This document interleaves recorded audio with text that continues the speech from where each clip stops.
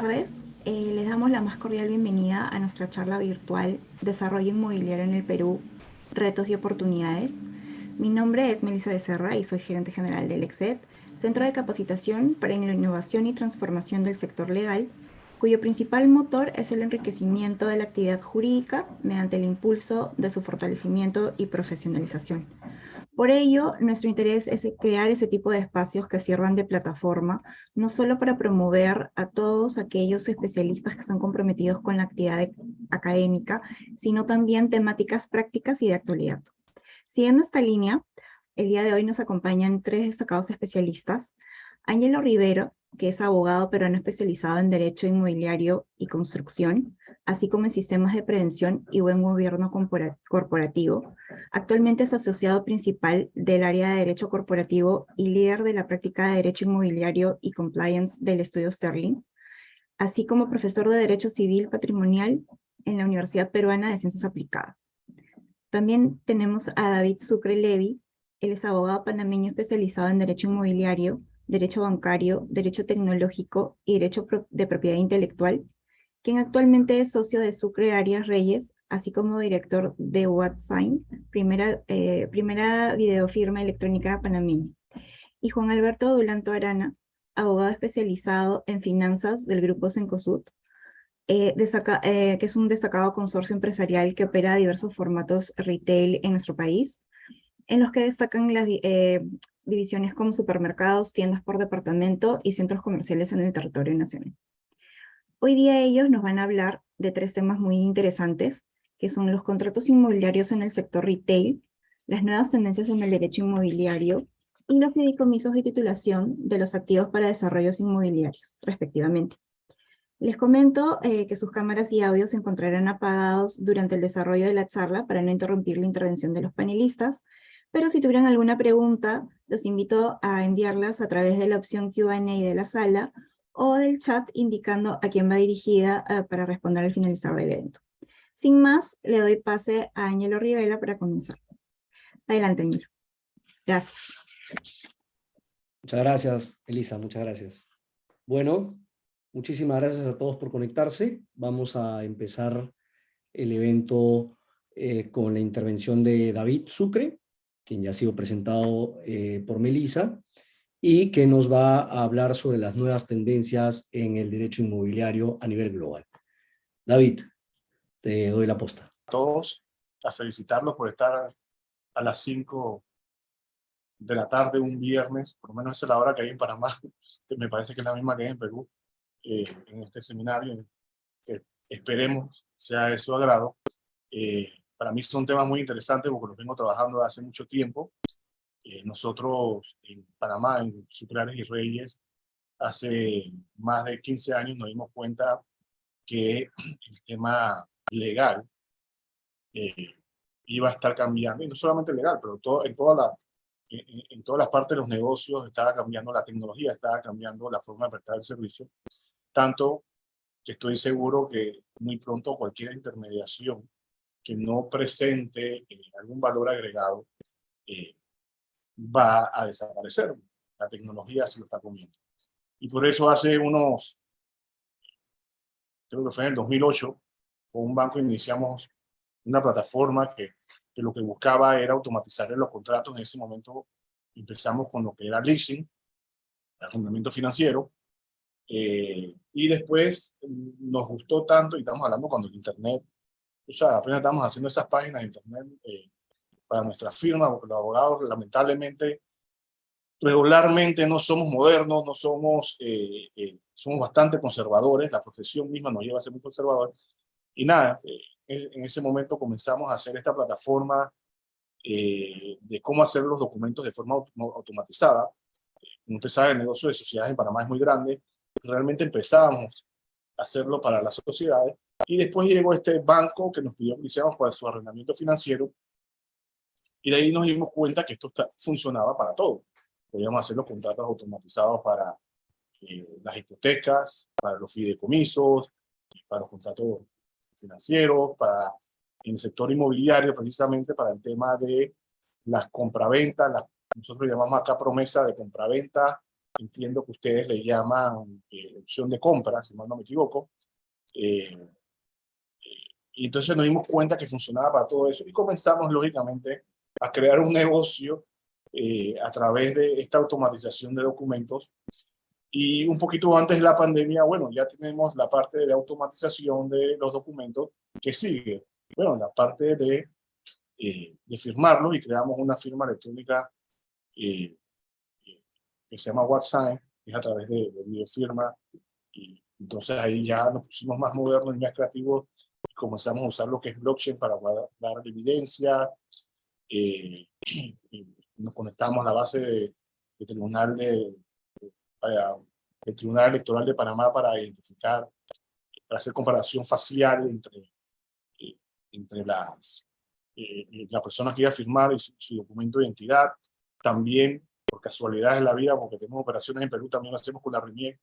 Estoy seguro que no somos los únicos, pero bueno, empieza a modernizarse el sector legal. Eso lo hace muy interesante. Y yo tengo 3 dichos que se los voy a ir repitiendo mucho en transcurso de la presentación, que voy a tratar que no sea larga porque tienen 2 expositores de lujo después de mí y yo mismo quiero escucharlos y no quiero aburrirlos con la mía. La primera es, y que ya la dije precisamente, toda intermediación que no genere valor, la tecnología la va a ir desapareciendo. Y eso funciona para los abogados, funciona para los corredores, funciona para las disqueras, funciona para millones de cosas. La otra es firma electrónica mata notario público, o en su mayoría de sus funciones, y la última es blockchain mata registro público. Y esto lo vamos a ir escuchando bastante dentro de la presentación. Dicho eso, continúo y voy a empezar de la automatización de los documentos para irnos a la firma electrónica muy brevemente y para además informarles qué hay de nuevo. Hablaremos muy pegadito ahí de qué los smart contracts y ese tipo de nuevas tecnologías que pueden funcionar, que estoy seguro que van a ir funcionando poco a poco en el tema del sector inmobiliario, tanto en Perú como en Panamá, como en cualquier lado. La identidad digital, en algún momento, con Ángel lo estaba hablando la otra vez y se me olvidó mandarle un artículo sobre cómo se están tokenizando las propiedades ahora para hacer algo tipo fractional, que no sé si a un momento pegó en Perú, en Panamá, cuando estuvo el boom inmobiliario. Había varias propiedades que trataron de hacerlo con este sistema que se llama fractional, que varios compran un pedazo de la propiedad en vez de hacer un time sharing, sino que aquí sí es dueño de un pedazo de la propiedad. Con temas de tokenizar la propiedad, lógicamente eso lo hace mucho más fácil, ¿no? Pero empecemos, eso nada más se lo dejé ahí para emocionarlos un poquito.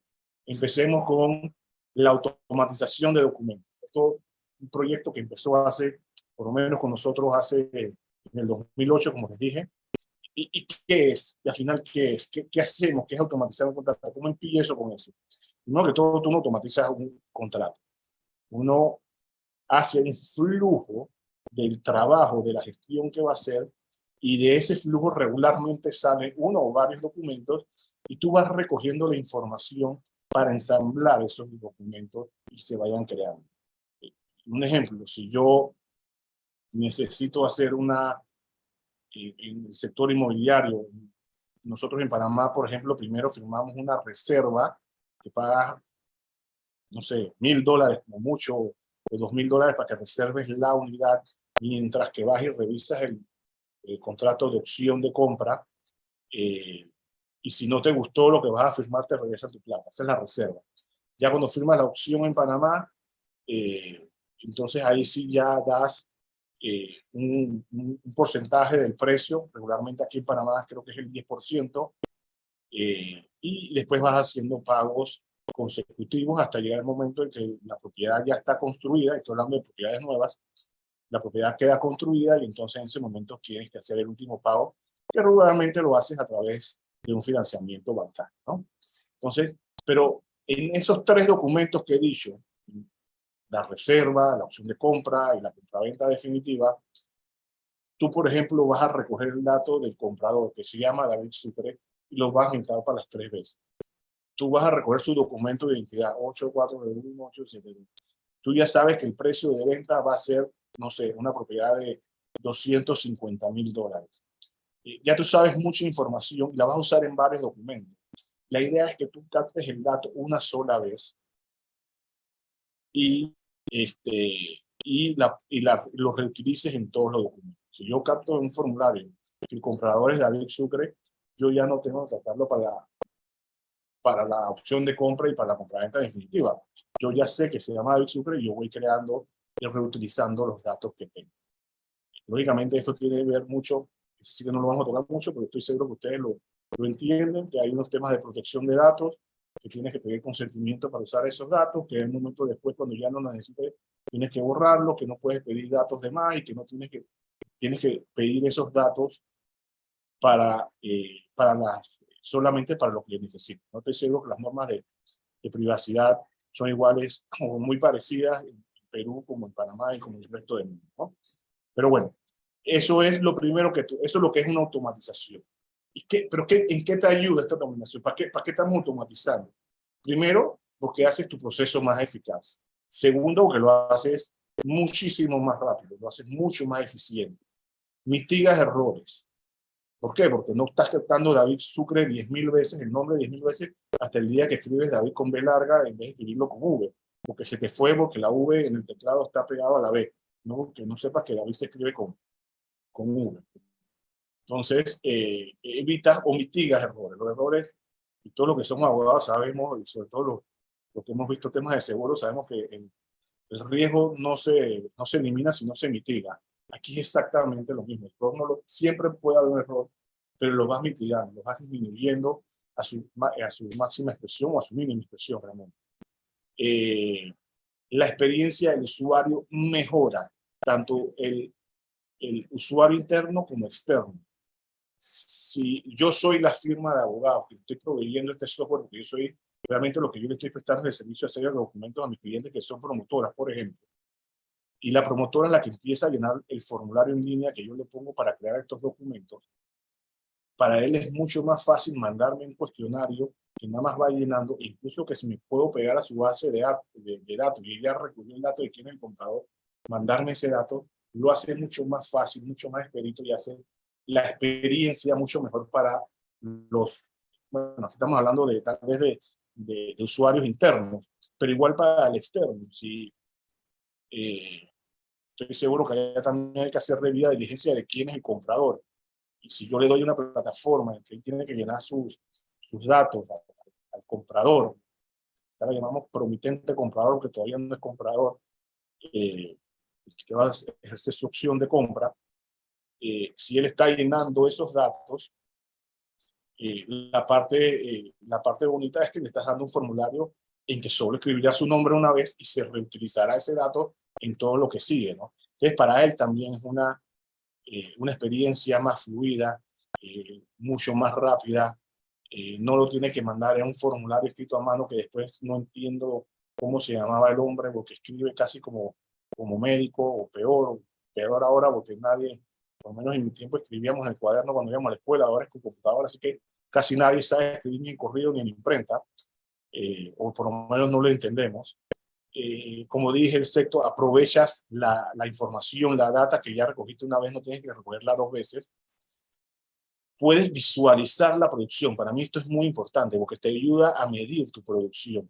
Tú puedes saber de dónde está viniendo la información y si hay algún paso que sea manual dentro del proceso, tú sabes que Juan Pérez tiene 5 contratos, que Johnny Walker tiene 3 más, y entonces así tú sabes quién tiene más carga de trabajo y tal vez puedas lograr que, bueno, le puedes quitar un par a Juan Pérez para dárselo a Johnny Walker y le alineas la cantidad de trabajo que tienen, o te puedes dar cuenta que uno trabaja más que el otro y que es más eficiente que el otro.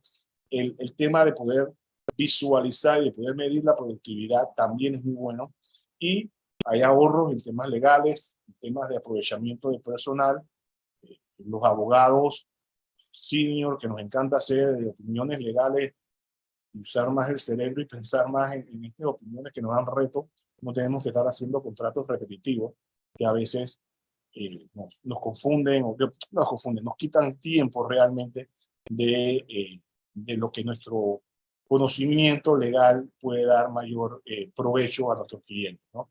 Y le dejamos esto a una persona que tal vez no tenga los estudios legales, porque ya no es tan necesario, porque estamos hablando de documentos automatizados. Lógicamente, si se sale dentro del flujo normal y requiera que un abogado lo vea porque hay una variable distinta que no está dentro de la automatización, lógicamente que ahí sí sale el abogado, pero van a ser las menos veces. Déjenme quitarme acá porque no veo qué dice aquí, sorry. ¿Cómo iniciar la automatización de documentos? Esto es también muy importante, ¿no? Esto es el índice de lo que tiene que hacer si ustedes quieren automatizar documentos. Y ahora vamos a tener un ejemplo para que lo vean, por lo menos en pantalla, no trabajando en vivo como me hubiese gustado, pero por lo menos en pantalla para que vean cómo es. Primero uno evalúa el proceso y el flujo de trabajo de la gestión. ¿Por qué? Este es otro dicho que se me olvidó que iba a repetir mucho. La tecnología o el software que ustedes tengan debe seguir al proceso de ustedes. No es al revés. Tú no adecuas tu proceso al software que estás comprando, al software que estás creando para tu proceso. Es al revés. Tú tienes un proceso y tú tienes que o desarrollar o buscar en el mercado una plataforma que sirva para ese proceso que tú tienes. Para que no tengas, salvo que el software mejore tu proceso y tú te des cuenta. Pero la idea es que tu proceso sea el que lleve a la plataforma que estás manejando. Y lo primero que tú haces antes de automatizar un documento o una gestión es evaluar el proceso y armar los flujos de trabajo con todas las variables que pueden existir, con todas las posibilidades. Y ahora les muestro un flujo como es, pero por ejemplo, si el cliente va a reservar, okay, ¿qué pasa si no le gustó el contrato? Pasa tal cosa. ¿Qué pasa si sí le gustó el contrato? Pasa a la siguiente etapa sin ningún problema. ¿Qué pasa si aquí le hice la debida diligencia y me di cuenta que el tipo es un lavador de dinero de los más grandes? Entonces usted cita con esta persona porque no la quiero de cliente y se acabó el proceso ahí. Pasó muy bien. Pero dice que tuvo un problema, una noticia negativa. Entonces, bueno, el proceso cambia y tengo que revisar si esa noticia negativa es cierta, si es tan negativa que no me permite hacer negocios con él. Ok, pasó.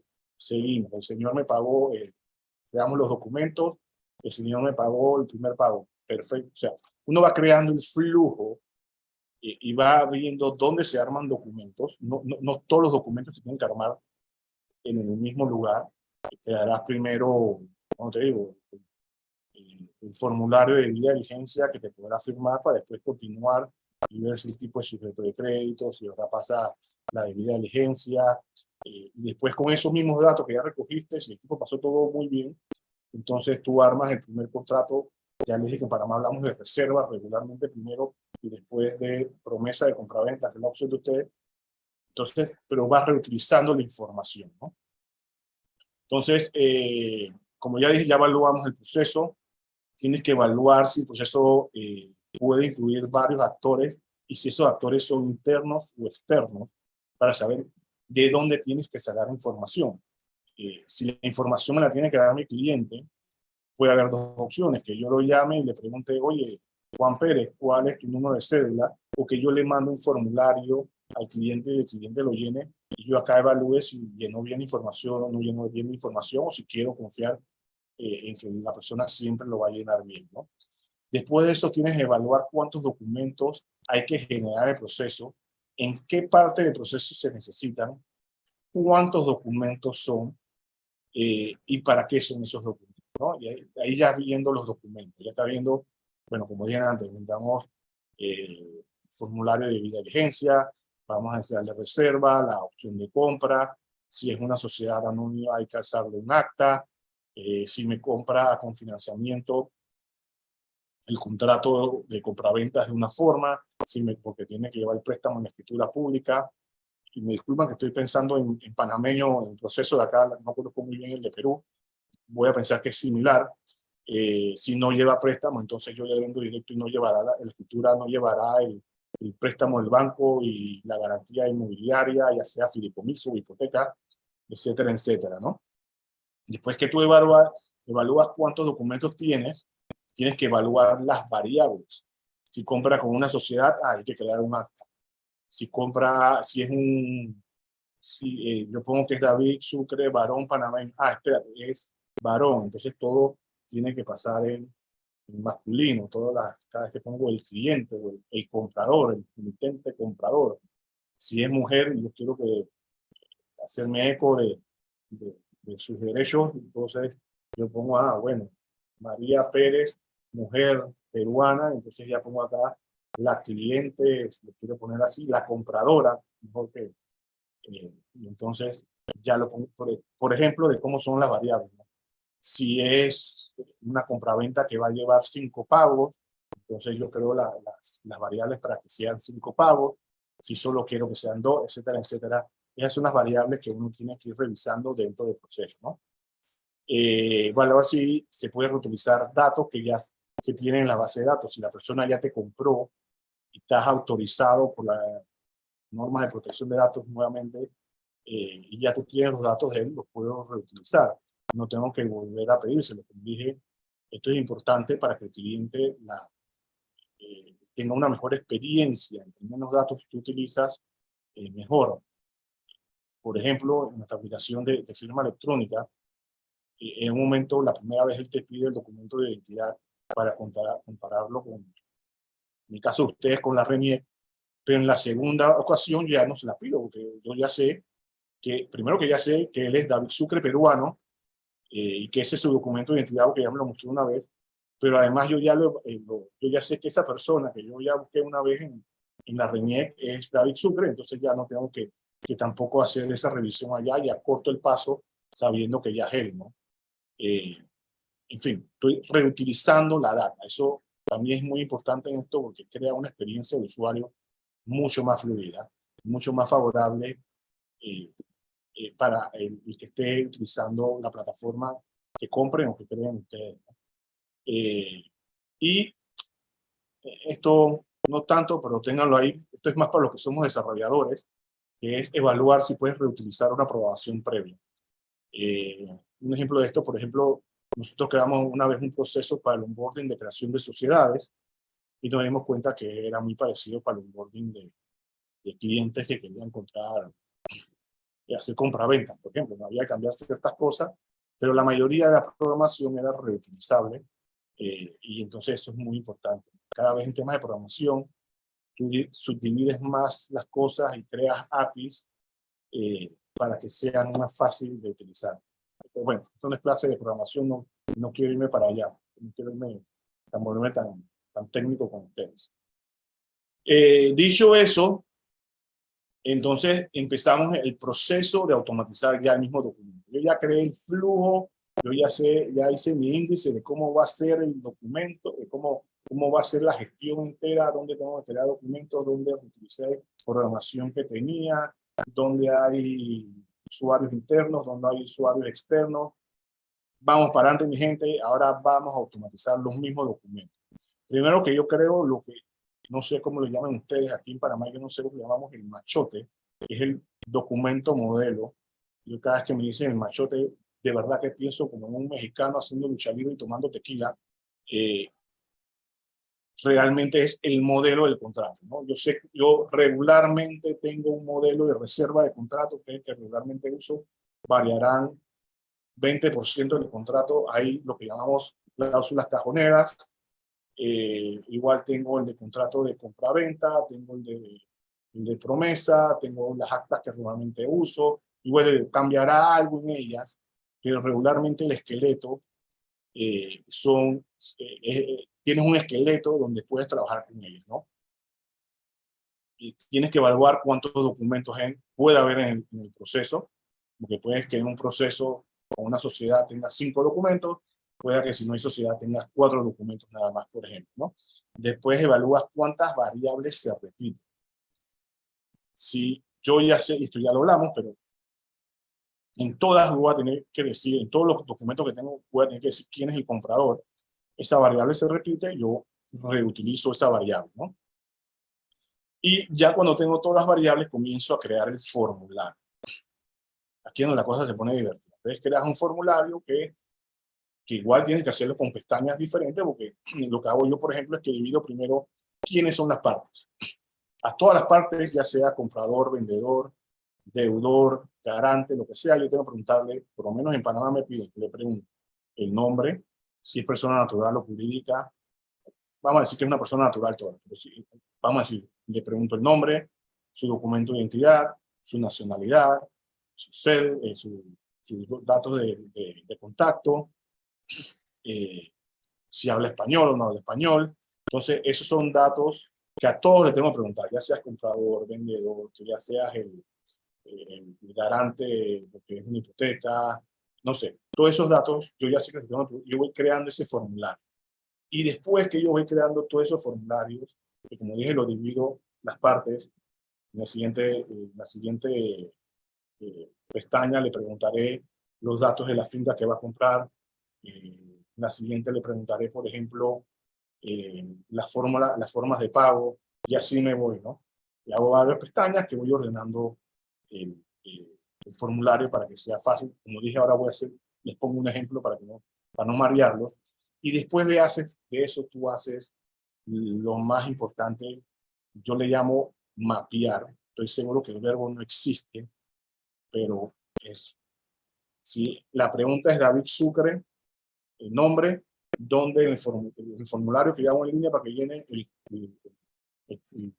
usuario interno o externo, yo pregunto nombre, yo sé que en el documento acá también tengo que poner esa variable que sea nombre, y cuando yo pongo eso, él automáticamente me pone el nombre. Y así me voy. Eso es mapear. El documento de identidad acá. Y vas mapeando, uniendo puntos si quieren ponerlo. Y eso es lo que yo le llamo mapear. Estoy seguro que el verbo no existe, pero como yo soy abogado y no soy programador, sino que me busco programadores que me hagan esto, fue el nombre que me gustó. Como yo estoy editando la charla, vamos a quedar con mapear. Y entonces este es un flujo, por ejemplo, y ojalá lo puedan ver. Como ven, aquí hay varios actores. Traté de hacerlo lo más complicado para que se diviertan un poco. Todo lo que es rojo es la promotora. Todo lo que es gris es en mi software que se llama SAR Documents y en mi firma de abogado. Todo lo que es amarillo es el comprador, que a su vez puede ser el deudor de un banco. Del verde es el banco y el azul es el registro público. ¿Qué es este flujo? Este es un flujo de compraventa inmobiliaria que lleva un financiamiento bancario. ¿Dónde empieza? Y aquí para echarles el ejemplo. Empieza con el promotor. El promotor, vamos a decir que él completa un formulario electrónico que yo le hice. Él comienza a llenar información de su cliente. Bueno, la plataforma de nosotros comienza a generar los documentos y le envía al promotor el primer contrato o los primeros documentos, ya sea dentro de la plataforma o por correo electrónico. Yo puse que era por correo electrónico, por email, se nota que es un flujo viejo, ya lógicamente corre todo dentro de la misma plataforma.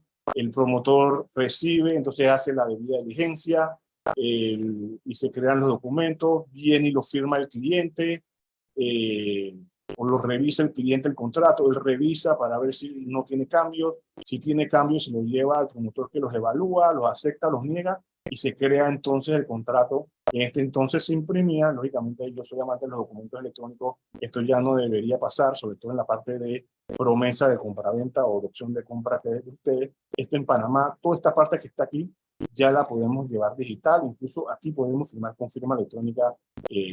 Acá en Panamá hay dos tipos de firma electrónica, la simple y la firma electrónica calificada. Yo sé que ustedes tienen 4. La nuestra acá, allá se llamaría avanzada realmente, pero bueno. Después de eso, el flujo sigue. ¿Por qué? Porque entonces le indicamos al comprador a través de la plataforma de nosotros, a las dos partes, cuando hay fechas de pago y qué dispara el pago. Y esto más adelante lo vamos a ver, voy a ponerme un poquito porque no quiero quitarles el tiempo, pero ya después vamos a ir viendo que esto lo podemos incluso con un contrato inteligente puede disparar, es el pago, yo tengo la plata en el banco. Automáticamente el contrato inteligente jala el dinero, ¿no? Pero eso son las fantasías que queremos que funcione y que funcionará en un momento, pero es a donde va el mundo, ¿no? Todavía aquí estamos en el método actual.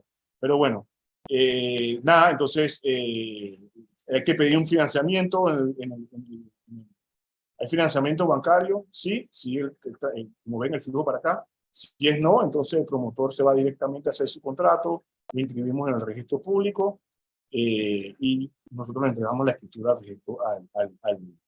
a la promotora, que a su vez después se la entrega al comprador, ¿no? Esto es un flujo un poquito complicado, un poquito viejo también, tengo que admitirlo, porque es cuando todavía no éramos tan electrónicos, pero quería ponerles algo que vieran cómo se hace el flujo.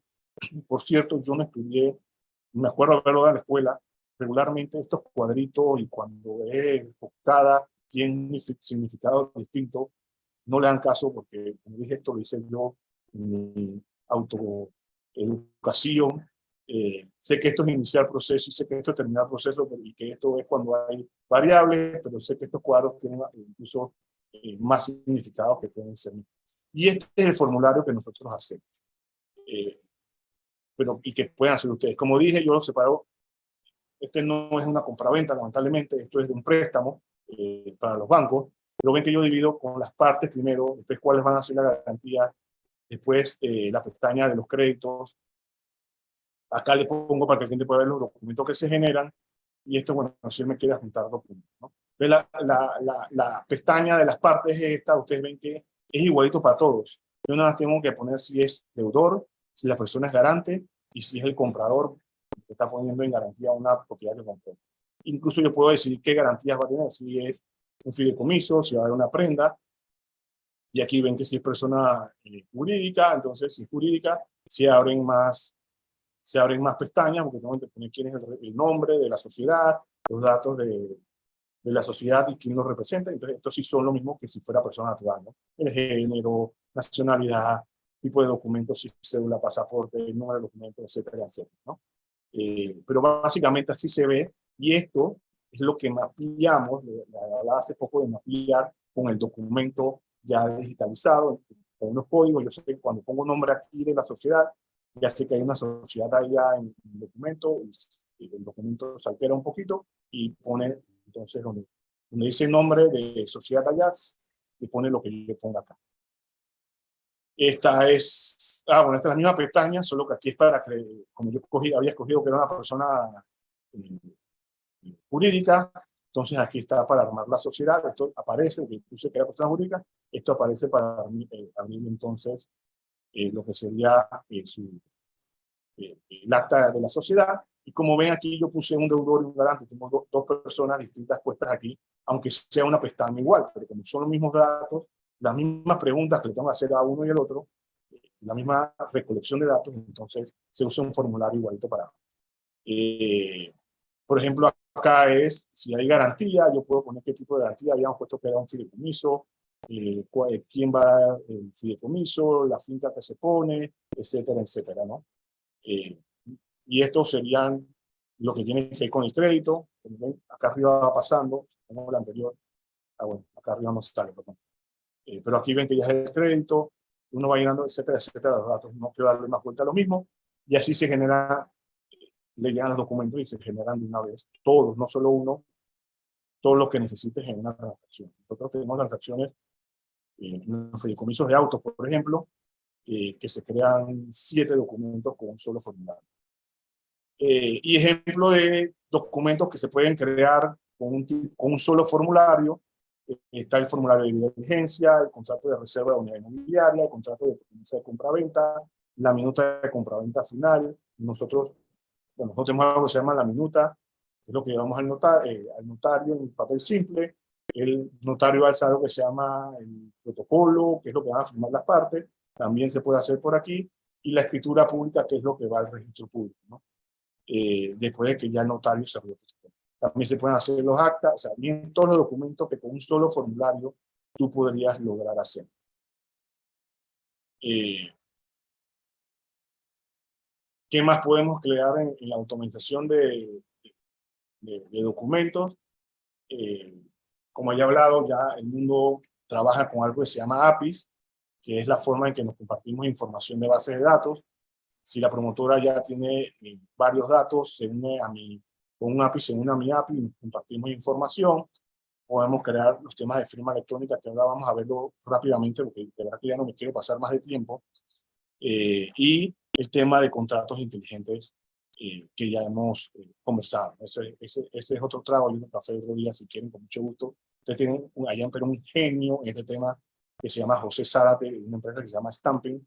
Se los recomiendo. Para mí, si quieren poner una cara al blockchain, va a salir la cara de José Zárate, que sabe mucho del tema. Esto con ustedes no pinta mucho. En Panamá tenemos 2 tipos de firma electrónica. Esto lo vamos a pasar medio rápido porque ustedes tienen 4, están mucho más avanzados que nosotros. Y se van a usar una opción de nosotros. Y nada, nosotros lo hacemos a través de identificación facial, la firma electrónica. Como le había dicho hace poco, nos pegamos a la base de datos de la RENIEC, acá del Tribunal Electoral, y así identificamos a las partes, porque al final del día, y esto sí se lo dejo porque esto es para todas partes del mundo, una firma electrónica tiene 2 elementos: la identificación del suscriptor y que esa persona puede emitir su voluntad. Esta es la primera parte con la que identifica a la persona, y nosotros la parte de la firma la hacemos con un token que la persona graba en un video y que el documento identifica que lo estás diciendo. Todas esas evidencias las guardamos en un blockchain que se llama Latchain. Y voy a parar aquí porque si no, no le voy a dar espacio a mis otros compañeros para que conversen. Cualquier pregunta, no sé si la quieren hacer ahora o cómo después, no sé, Ángel, cómo es el tema de las preguntas. Eso te lo dejo a ti. Muchas gracias, David, muchas gracias. Sí, bueno, vamos a ver si hay preguntas ahora, si no, las pasamos para el final. Ahora le toca el turno a Juan Dulanto. Juan nos va a conversar acerca de los contratos inmobiliarios más importantes en el sector retail. Así que, sin más preámbulos, Juan, por favor. Perfecto, muchas gracias, Ángelo, por el pase. Aprovecho la oportunidad para agradecerle a LETEX por la oportunidad de participar en este webinar. Y de hecho, poder conversar un poco sobre contratos inmobiliarios en el sector retail. No sé si de hecho pueden ver la pantalla, la presentación. ¿Me confirman? Se puede ver, Juan, se puede ver. Buenísimo, buenísimo.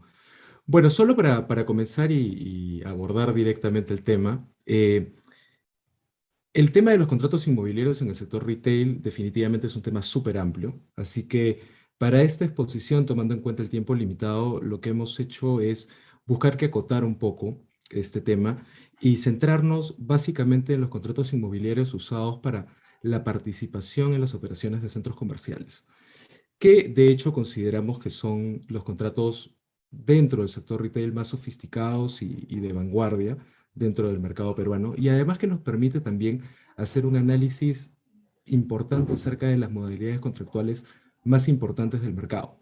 Además, esta exposición va a buscar establecer un poco de cuál es la coyuntura actual de las operaciones de los centros comerciales, cuáles son los retos y las oportunidades que se presentan en este mercado que es muy particular. Y además de eso, vamos a buscar quedar puntualmente algunas propuestas de mejora al sistema en base a las experiencias que nos ha dejado la pandemia, que es la coyuntura de la cual estamos ahorita saliendo y que buscamos reflotar, ¿no? Buscamos mejorar las operaciones a consecuencia del efecto de la pandemia. Entonces, para comenzar, creo que un buen punto de partida es establecer la coyuntura actual del mercado retail y el impacto que se generó en los centros comerciales. Creo que para nadie es un tema extraño o raro el tema de identificar que la pandemia tuvo un efecto tremendo en las operaciones del sector retail, ¿no? Básicamente, la pandemia generó 3 efectos sustanciales y negativos en las operaciones. La primera de ellas, eminentemente económica, tuvo un impacto durísimo en las ventas proyectadas de todos los centros comerciales a nivel nacional, producto de las medidas de confinamiento y de las medidas de disminución de aforos en los momentos en los cuales se levantaron las suspensiones y se reactivaron las operaciones de los centros comerciales. Sin embargo, hay otros efectos económicos que también han tenido un impacto fuerte en las operaciones de los centros comerciales y que quizá no son tan obvias, ¿no? La primera tiene que ver con cuáles fueron las medidas que tuvieron que utilizar los comerciantes minoristas en el país para contrarrestar los impactos negativos generados por las medidas gubernamentales aplicadas por el gobierno central en la lucha contra el COVID-19. Como sabemos, el efecto primario y la medida primaria que tomaron estas empresas fue darle muchísima incidencia al comercio electrónico. En verdad, el crecimiento es realmente impactante. De acuerdo a los datos que manejamos actualmente, en el 2020 el comercio electrónico creció aproximadamente en un 54%, pasó de 4.000 millones registrados, 4.000 millones de dólares registrados en el 2019 a 6.000 millones de dólares en el 2020, lo cual es una cifra impensada de crecimiento en años anteriores. Y a consecuencia de ello es que los comerciantes buscaron acercarse al consumidor final. Eh, Tanto aquellos comercios minoristas que se movían en el mercado retail en general, así como los que operaban también en los centros comerciales. Eh, Estableciendo diferentes tipos de estrategia y cerrando el círculo operacional de los negocios en línea, ¿no? Tal y como ven en la viñeta, podrán ver un enumerado que va desde la asignación de estrategias omnicanal, con una trascendencia especial en el canal e-commerce, la utilización del Big Data para generar perfiles de compra y buscar de alguna u otra manera fidelizar al cliente, también la evolución de plataformas de pago para facilitarles las operaciones comerciales a distancia, y por último, alianzas estratégicas o incluso la generación de compañías de última milla que pudieran cerrar el círculo y dar experiencias, digamos, de inmediatez en la entrega, ¿no?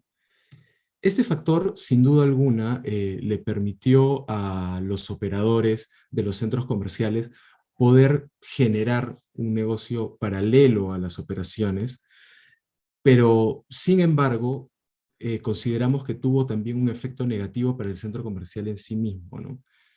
Si evaluamos por definición qué son los centros comerciales, definitivamente pues son grupos de negocios minoristas anclados digamos, un establecimiento comercial de gran envergadura, pero que se dedica principalmente a la comercialización presencial de productos y servicios.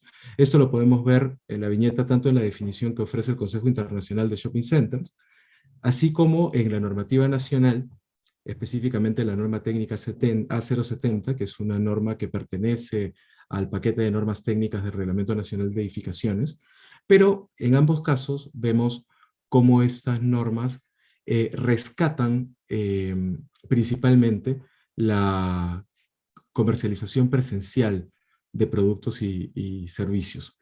Entonces, si bien es cierto, el impulso al mercado, a la venta online o al canal e-commerce ha sido muy beneficioso para muchos comercios minoristas, lo cierto es que presenta un reto gigante para los centros comerciales, puesto que ese crecimiento puede haber llevado y de hecho ha generado que una buena parte del sector, de sectores comerciales o de sectores de consumidores que eran asiduos concurrentes a centros comerciales, hoy hayan cambiado su tendencia de compra y prefieren el canal e-commerce como tal. Adicional a ello, se presentó, o la pandemia presentó un segundo efecto o un tercer efecto, perdón, que tiene un impacto durísimo para los centros comerciales, que es básicamente los altos niveles de vacancia y desocupación dentro de los centros comerciales como tal. La pandemia generó el hecho de que muchos de los operadores y locatarios que operaban en los centros comerciales abandonaran los locales, quebraran los contratos de manera unilateral y terminaran los vínculos que mantenían hasta ese momento con estos grandes conglomerados empresariales. Para poder graficar en los niveles de vacancia, hemos tomado las tasas actuales de vacancia del último informe emitido por Colliers. Como podrán apreciar en esta viñeta, en el comparativo que tenemos de la barra de color gris respecto a la barra que hace referencia al primer semestre del 2022, vemos cómo la vacancia en cada uno de los tipos de centros comerciales que forman parte de la muestra casi ha duplicado, digamos, este porcentaje. E incluso debemos decir que los porcentajes que se presentaban en el segundo semestre del 2019 ya eran altos, porque durante 5 años más o menos tuvimos una tasa de vacancia aproximada que iba entre el 5 al 6%. Por lo tanto, hemos podido ver que la consecuencia de la pandemia respecto a este punto ha casi duplicado la vacancia como tal, y esto sin duda alguna es un reto gigante para los centros comerciales porque van a tener que reformular y van a tener que reorganizar su tenant mix, es decir, su mezcla de productos y de marcas para poder regresar y poder lograr ser nuevamente atractivos frente a su mercado objetivo. Ahora bien, como vemos, los centros comerciales han tenido un impacto muy, muy fuerte a consecuencia de la pandemia. Sin embargo, en el último año se ha visto una flexibilización de las restricciones establecidas por el gobierno central, con lo cual se han reanudado ciertas operaciones en el sector retail. Sin perjuicio de ello, el año 2022 sigue siendo un año altamente retador.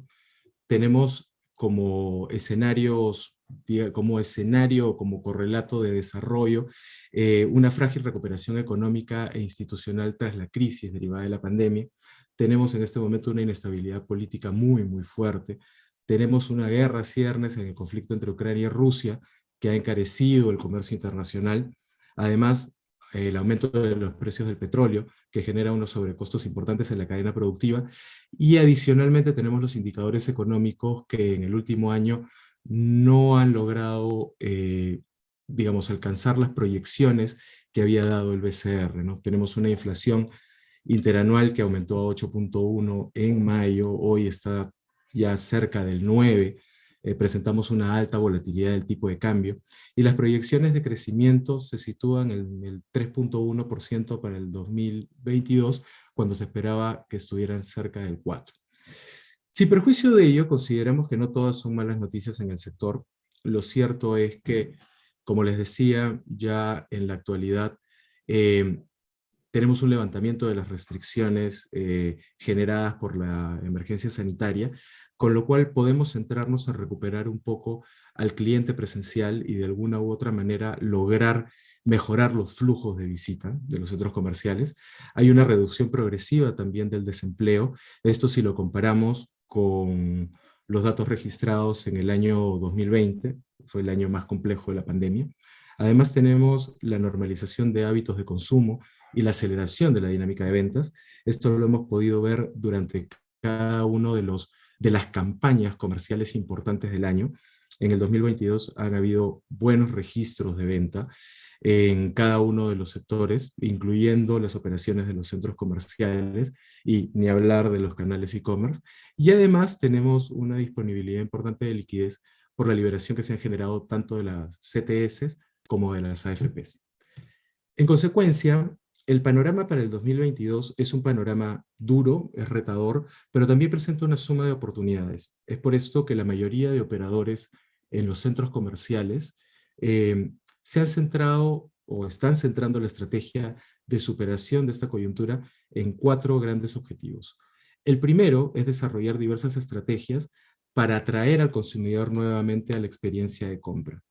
En segundo lugar, recuperar la percepción del consumidor promedio que los centros comerciales, de manera adicional a su rol comercial o transaccional, también son centros de entretenimiento y ocio, que compensan o cubren la carencia de espacios públicos en varias ciudades del país.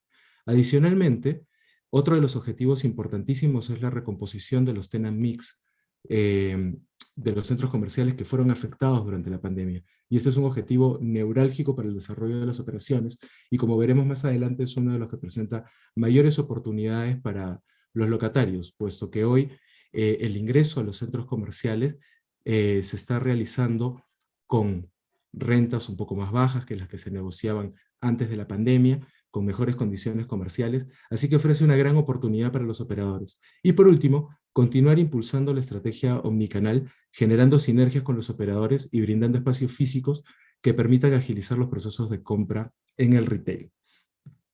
Muy bien, si tenemos estos objetivos como tal, ahora de lo que deberíamos buscar es ver cómo materializarlos en sí y cómo se conectan estos objetivos con la contratación inmobiliaria. Para ello, lo primero que debemos decir es que la contratación inmobiliaria en el sector retail no tiene una regulación específica, y mucho menos la contratación en centros comerciales como tal. Sin embargo, ya la doctrina local y extranjera tiene definiciones sobre los contratos de shopping centers, que son contratos que se entienden como aquellos contratos mediante el cual un operador o administrador de un edificio de grandes dimensiones, integrados por una serie de locales comerciales, otorga sobre estos determinados derechos de explotación económica a favor de ciertas empresas que comercializan productos y servicios, con los clientes que ingresan libremente a dicho edificio, sometiendo a estas empresas a las reglas de organización interna del operador. Básicamente, como ven en estas definiciones, o en esta definición comentada,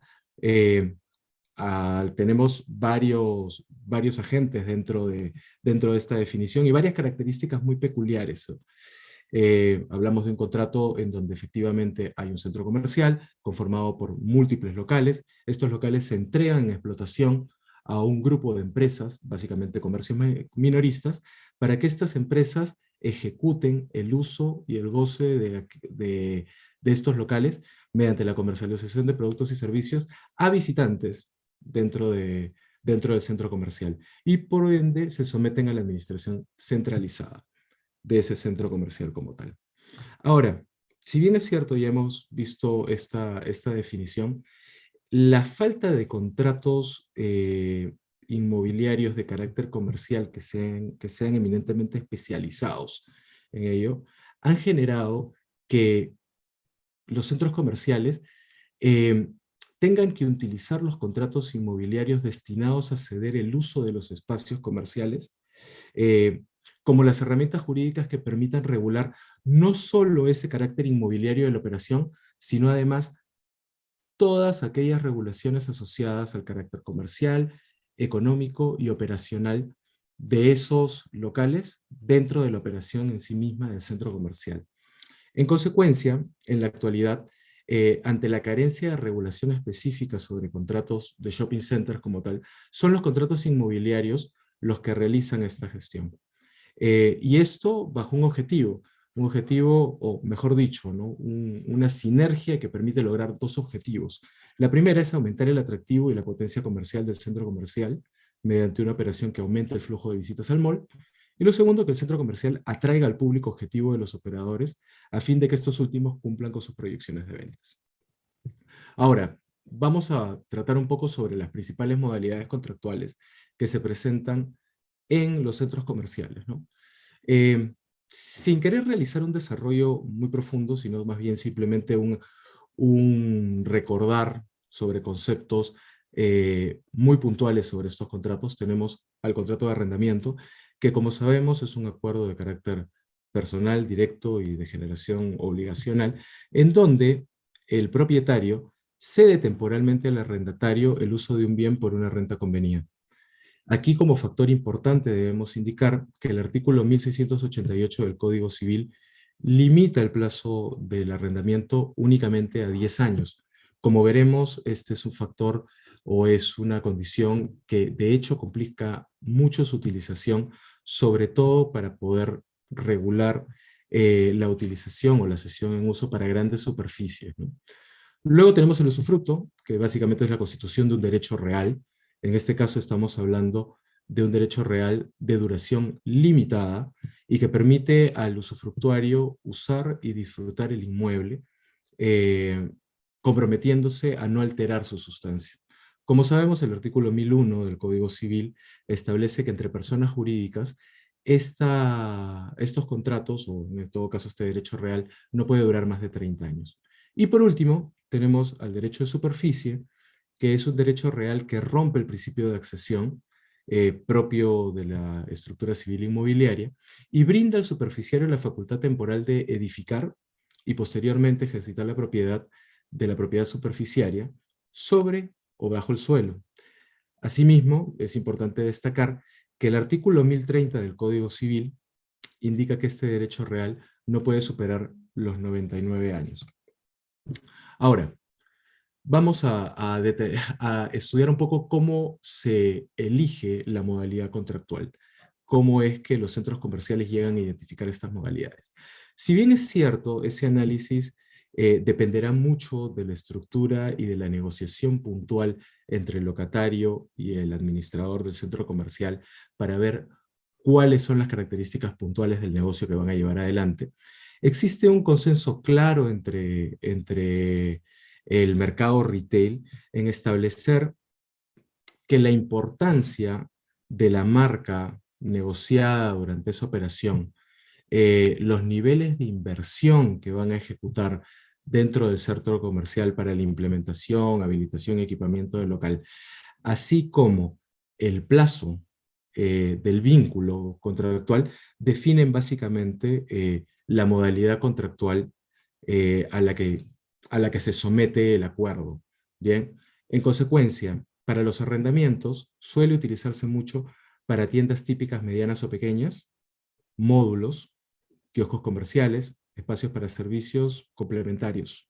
Bien, en el caso del usufructo, suele reservarse para tiendas ancla y tiendas típicas de gran importancia para el tenant mix.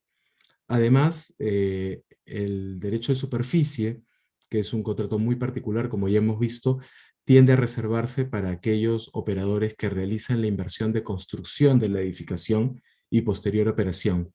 Si bien es cierto, ya hemos visto que el máximo en el derecho de superficie, el plazo máximo es de 99 años, lo cierto es que suelen equipararse al interior del centro comercial a los plazos manejados en el usufructo. Por lo tanto, lo habitual es manejar operaciones de máximo 30 años. Bien, ahora, en esta sección de la presentación vamos a tratar de tocar algunos temas importantes que nos permitan generar oportunidades de optimización para la contratación de centros comerciales a consecuencia de la pandemia.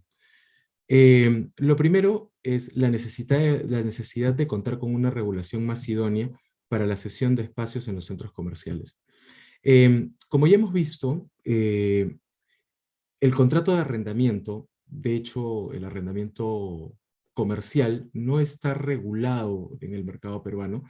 De hecho, la regulación específica sobre el contrato de arrendamiento se encuentra en el Código Civil, y cuando uno lee los textos y las exposiciones de motivos de las discusiones sobre el articulado del Código Civil, pareciera que siempre estuvieron centrados a operaciones de vivienda o domiciliarias.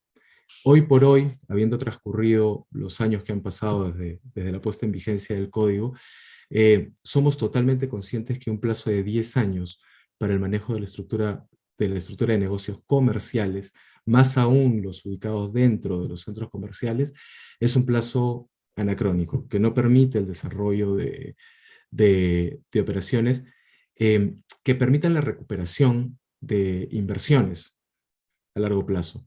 Por lo tanto, en la actualidad al contrato de arrendamiento se le da un uso solamente para tiendas muy pequeñas o que no son tan trascendentes en los tenant mix, y lleva a los centros comerciales a tener que constituir derechos reales y a ceder potestades específicas sobre los inmuebles a favor de los locatarios para poder cumplir con, o mejor dicho, para poder superar la restricción al plazo que tenemos. Por lo tanto, una primera propuesta que debería discutirse a nivel normativo y quizá plasmarse en una modificación a los alcances del Código Civil es la extensión de ese plazo máximo del arrendamiento, ¿no? En verdad, a lo largo de los años han habido varios proyectos de ley, incluso en el 2016 hubo un anteproyecto generado por el Ministerio de Justicia, en donde siempre se buscaba ampliar este plazo, y creo que hoy por hoy resulta tremendamente necesario para de alguna u otra manera uniformizar las operaciones y darle una mejor cabida al contrato de arrendamiento dentro de las operaciones de los centros comerciales. Ahora bien, un segundo punto importante también tiene que ver con la incorporación de las ventas en el canal e-commerce dentro del cálculo de las ventas netas para el pago de la contraprestación asociada a estos contratos.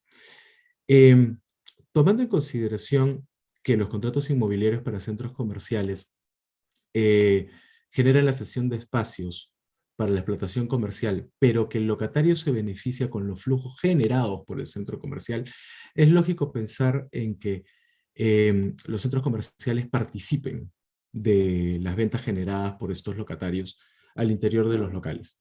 En consecuencia, no es raro, más bien es sumamente habitual, que estos contratos manejen dos tipos de contraprestaciones. Una contraprestación fija, que refleja básicamente la rentabilidad esperada, así como la cobertura de los gastos generados para la construcción de los locales arrendados o entregados en uso, y además una contraprestación variable, que es básicamente un porcentaje fijado sobre las ventas registradas en el periodo de devengo, que básicamente es mensual. Eh, si bien es cierto, se incorporan estas dos contraprestaciones dentro del contrato, se suele pagar la contraprestación mayor registrada en el mes de operación.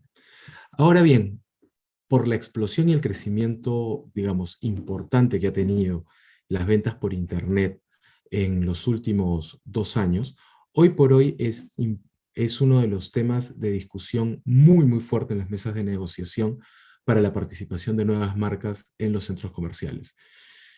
Sobre ello se han generado dos posturas. Esencialmente, la postura de los centros comerciales es que básicamente participen todas las operaciones que impliquen ventas del stock de las tiendas físicas, sean estas con stock que esté en las salas de venta o en los almacenes del local, que participen también en las operaciones de Click and Collect, es decir, la venta por internet con recojo en tienda, y adicionalmente se buscan regular también las operaciones de venta digital mediante dispositivos instalados por el locatario dentro de los locales comerciales, a pesar de que estos no comprometan el stock del local. La lógica que utilizan los centros comerciales para este planteamiento es justamente la de evitar que las ventas que pueden generarse en el local se deriven a otro canal de ventas y de esa manera disminuir el cálculo de la venta neta, que como ya sabemos genera el pago de la contraprestación variable.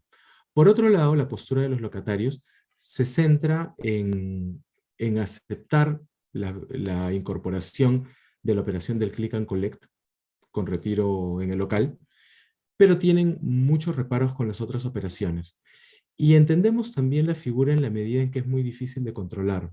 Si bien es cierto, en la actualidad muchos centros comerciales están logrando cerrar acuerdos con la postura que conversamos de enmarcar todas las operaciones de venta en Internet, lo cierto es que esto va a traer consigo probablemente integrar algunos sistemas de control digital que permitan ver el funcionamiento y sobre todo el movimiento de los stocks dentro de los locales comerciales, situación que hoy por hoy no está implementada y que a la larga quizá se pueda implementar, pero no en un corto plazo, ¿no? Otro tercer factor que es muy importante y cumple con parte de las estrategias que habíamos establecido para los centros comerciales es básicamente el recuperar las visitas al centro comercial.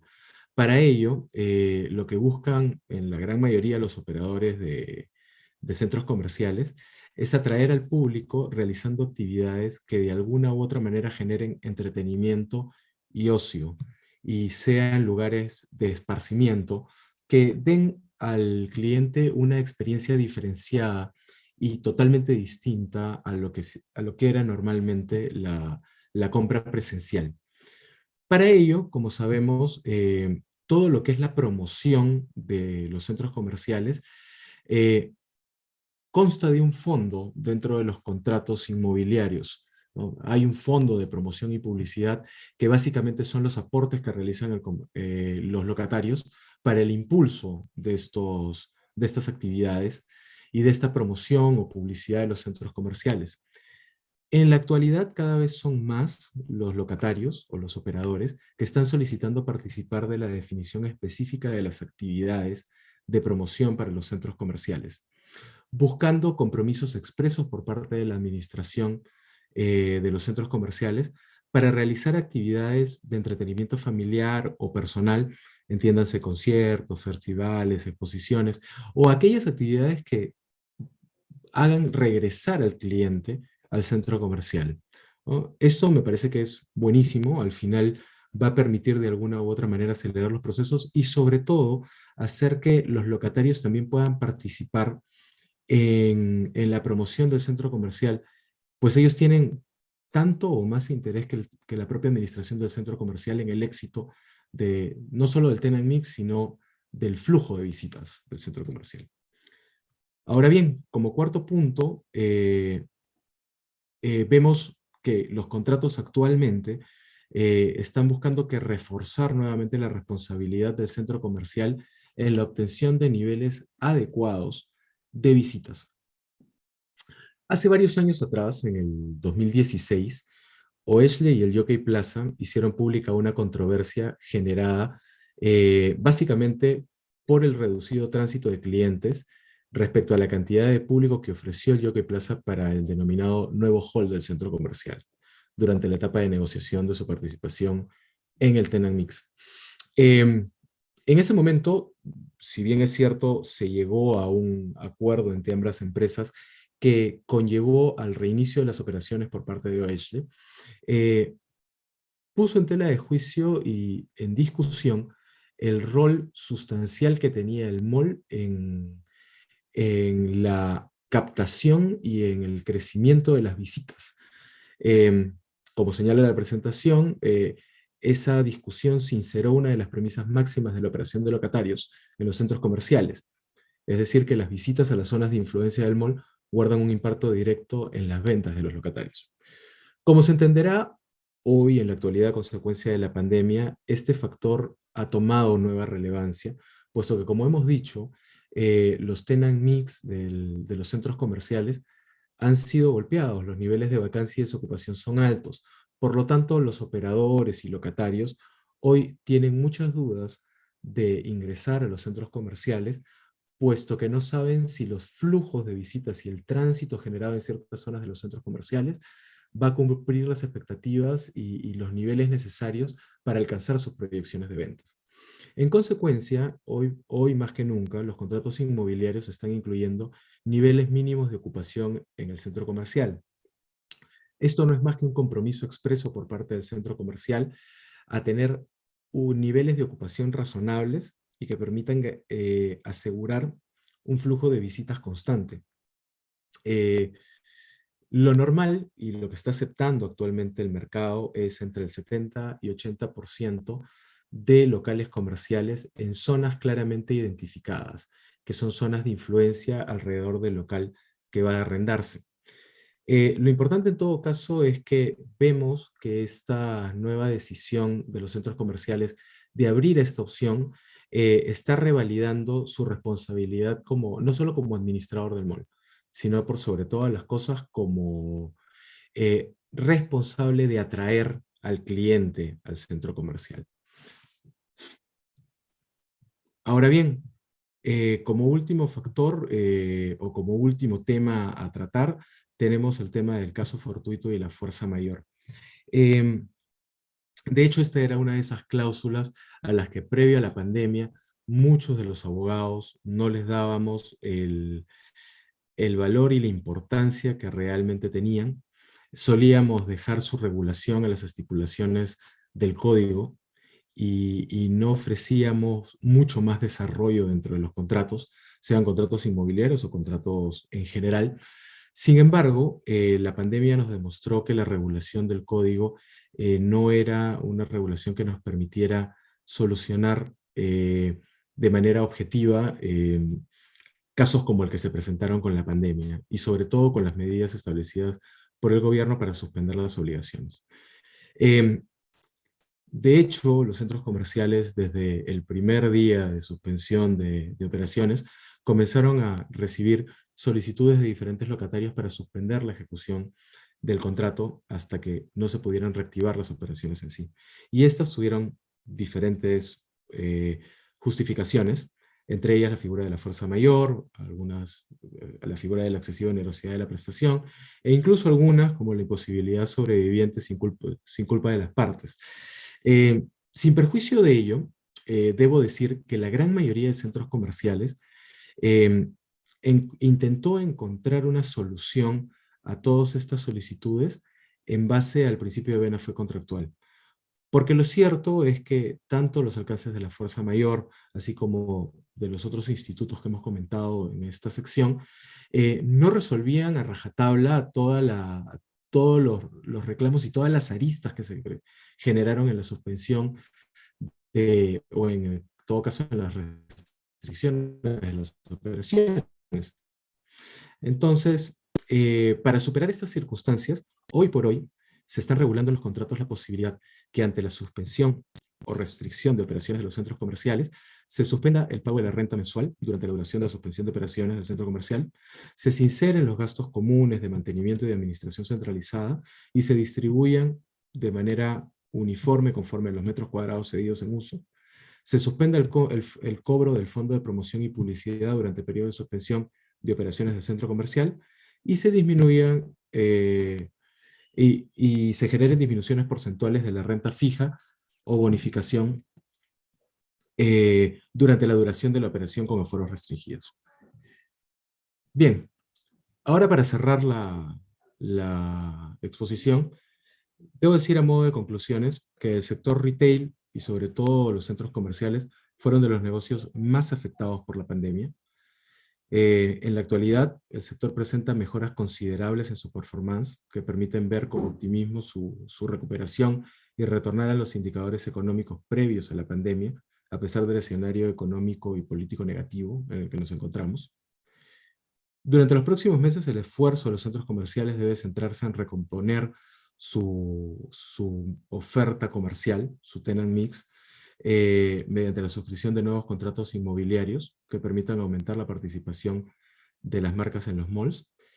Y aquí hay una gran oportunidad para los comercios minoristas, que hoy van a poder acceder con mejores condiciones comerciales a los centros comerciales. Y por último, los contratos inmobiliarios deben adaptar su regulación a las experiencias vividas durante la pandemia, dando tratamiento especial al crecimiento del comercio online, la utilización del Fondo de Promoción y Publicidad para impulsar la compra presencial, la definición de niveles y porcentajes mínimos de ocupación como compromiso del centro comercial, así como la regulación asociada a la fuerza mayor como supuesto de afectación directa a las operaciones del centro comercial.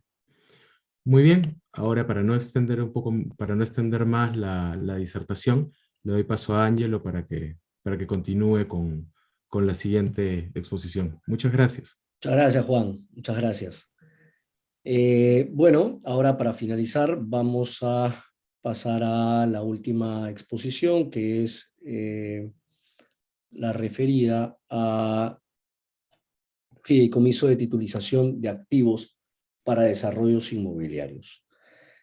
Voy a tratar de ser mucho más breve para dejar un espacio a las preguntas y a un resumen de todo lo que hemos hablado hasta el momento, lo que ha hablado Juan, lo que ha hablado David.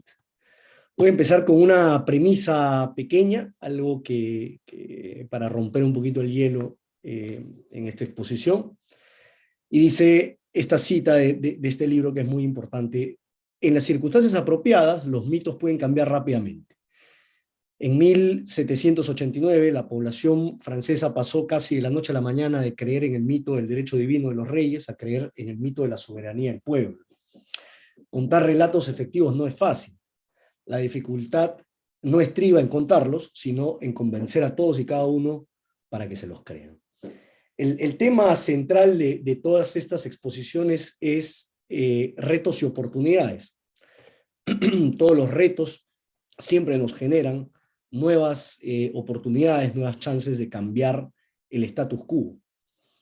Es difícil cambiar un mito convencido, un mito que funciona incluso. Si traspolamos esta idea al sector inmobiliario y de cara a los financiamientos para los proyectos inmobiliarios, que es el tema que me toca, todos sabemos que para que un desarrollador inmobiliario, valga la redundancia, desarrolle el proyecto, una vez que tiene el terreno, lo que hace es conseguir el financiamiento. ¿Y cómo consigue el financiamiento? Básicamente va a un banco y el banco le otorga un crédito promotor. ¿Correcto? Una vez con el crédito promotor y las preventas, porque el desarrollador inmobiliario lo que hace es prevender, es decir, te vende un bien futuro, un bien que no existe hoy en día, tú te conviertes en el titular de un derecho a ser propietario en el futuro, ¿no? Se financia con esas preventas y se financia con el crédito promotor que el banco le otorga. Valgan verdades, para el banco estos créditos no son la ganancia esperada, sino que la ganancia esperada está en la colocación de las hipotecas a los clientes que compran los departamentos en el proyecto. Y esto funciona.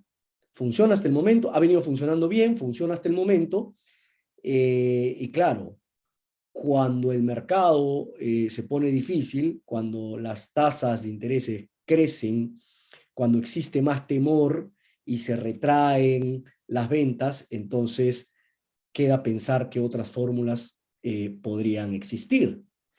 Entonces, la idea de esta exposición es dejar la huella de que podemos recurrir los desarrolladores inmobiliarios a otro tipo de financiamiento, y es el fideicomiso de titulización de activos. Vamos a empezar muy simple por entender el fideicomiso. Y es muy fácil, a pesar del término sofisticado que usa, ¿no? El fideicomiso básicamente es el fideicomitente que tiene un activo, cualquiera que fuese, un bien inmueble, derechos, flujos futuros, que lo aporta a un patrimonio autónomo. Este patrimonio autónomo es administrado por un fiduciario, ¿no?, en base a un contrato de fideicomiso. Hay mucha discusión acerca de si ejerce o no ejerce propiedad. En verdad, ejerce dominio fiduciario con las atribuciones de la propiedad, pero restringido por el contrato de fideicomiso, ¿correcto? Y por otro lado, de un beneficiario. Entonces, el fideicomiso, a grandes rasgos, un fideicomiso general, fideicomisos bancarios regulados por la SBS, funcionan de esta manera. Una persona saca de su patrimonio un activo, lo aporta a un fideicomiso, a un patrimonio autónomo, que es administrado por el fiduciario, y tiene un beneficiario. Esa es la foto general. ¿Y por qué hago esta figura? Porque la vamos a comparar con el de titulización de activos, que es un poco más sofisticado.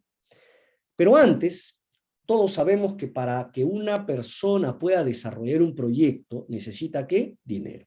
Nada más, ¿no? Entonces, ¿cómo consigues el dinero?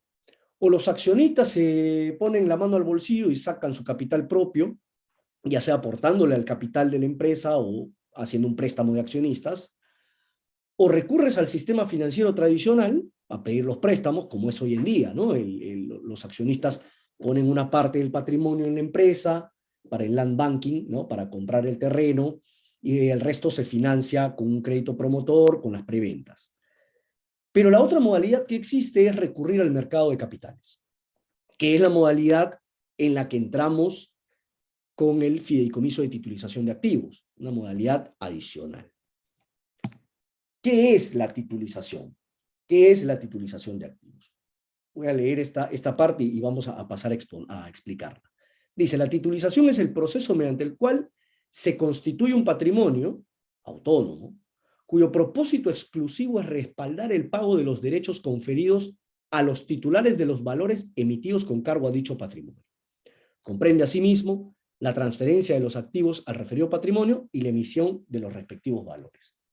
Suena complicado, suena sofisticado, no lo es muy simple de entender, lo vamos a ver en la siguiente diapositiva con un esquema sencillo, pero en buena cuenta, la titulización de activos se trata de convertir activos ilíquidos o de baja rotación en valores mobiliarios y obtener liquidez. Me explico. En este caso, en el fideicomiso de titulización de activos tenemos un originador, ¿no?, un fideicomitente, que en la práctica usual, en el argot, ¿no?, de los fideicomisos de titulización se les dice originador. Y este originador lo que hace es colocar los activos ilíquidos, ¿no? Un desarrollador inmobiliario puede tener varios terrenos para desarrollar un proyecto, pues pero no tienes la liquidez para hacerlo, ¿correcto? Mi patrimonio puede estar valorizado en 20 millones de dólares por todos los terrenos que tengo, pero no tengo la plata en sí misma. Entonces, convierto ese activo ilíquido, lo paso a un patrimonio autónomo, que va a ser administrado en este caso por una sociedad titulizadora, que es el fiduciario, ¿no?, es la labor del fiduciario, que cumple algunos requisitos, y ahí hay barreras de acceso importantes, vamos a comentarlas en un rato, y lo que hace la titulizadora es, con cargo a este patrimonio, emite bonos o certificados de participación. En general, valores mobiliarios, ¿correcto? La diferencia es muy sutil, la vamos a comentar en la siguiente diapositiva, pero estos bonos o certificados de participación, llamados valores mobiliarios, están respaldados por este patrimonio, es decir, en buen romance sirve de garantía, ¿no? ¿Sirve de garantía a qué?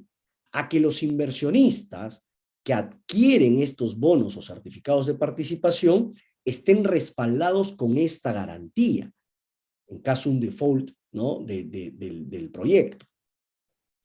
Entonces el inversionista viene, compra los bonos, compra los certificados y ese dinero va al patrimonio autónomo.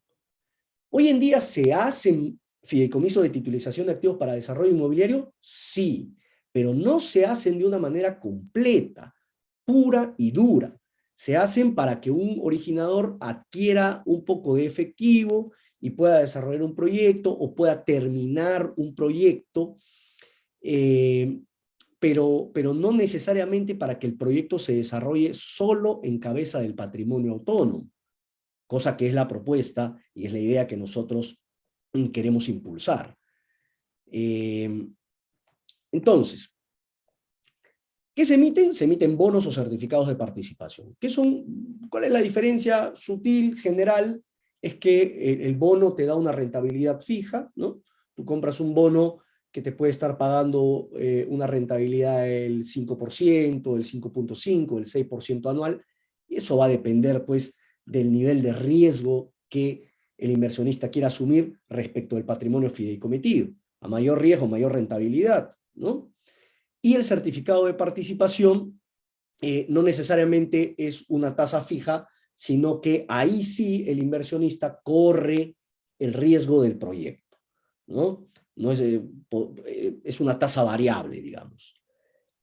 La cartera titulizada evidentemente tiene que generar flujos predecibles en el tiempo y un rendimiento superior al que se pagará a los inversionistas. Voy a volver un ratito. Acá el originador lo que puede aportar a este patrimonio es el terreno donde quiere construir un desarrollo de viviendas. No solamente el terreno, sino también los flujos futuros, lo que se va a generar con las preventas. Y con ese patrimonio autónomo constituido sale a emitir los bonos.